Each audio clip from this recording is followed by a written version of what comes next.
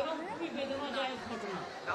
যেই জড়িত থাক তাকে ইমিডিয়েট শাস্তি দিতে হবে এবং আমরা চাই এই কেসটা ফাস্ট ট্র্যাক কোর্টে হোক।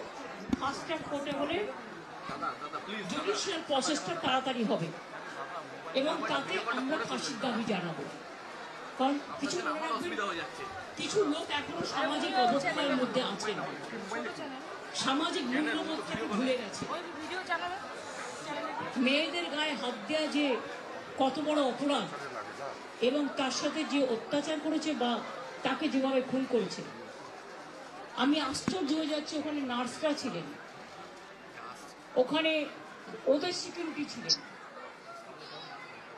সবাই ছিল, কিন্তু কি করে ঘটনা ঘটলো এটা এখনো আমি ঠিক বুঝতে পারছি না।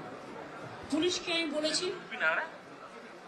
বাবা মাও যেটা আমাকে বলেছেন যে ওদের ভেতরেই কেউ আছে, যদি ভেতরে কেউ থাকে, কারো প্রতি সন্দেহ হয়, যারা ছিল, যারা ওর বন্ধু বান্ধব, তাদেরকে সবাইকে ডেকে কথা বলবে এবং যিনি ফোন করেছিলেন প্রথম বাড়িতে তাকেও ডেকে কথা বলবে।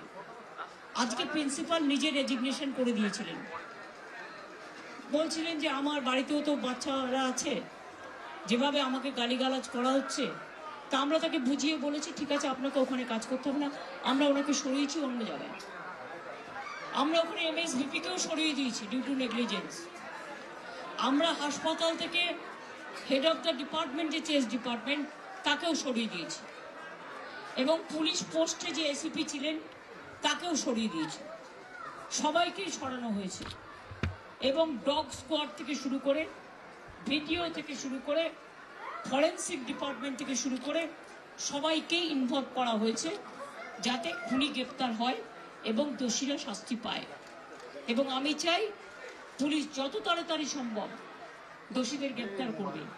আর রবিবার পর্যন্ত যদি তারা কুল কিনারা করতে না পারেন, কারণ ভেতরেও তো অনেকে আছে, তাহলে এই কেসটা আমরা আমাদের হাতে রাখবো না, আমরা CBI-কে দিয়ে দেবো।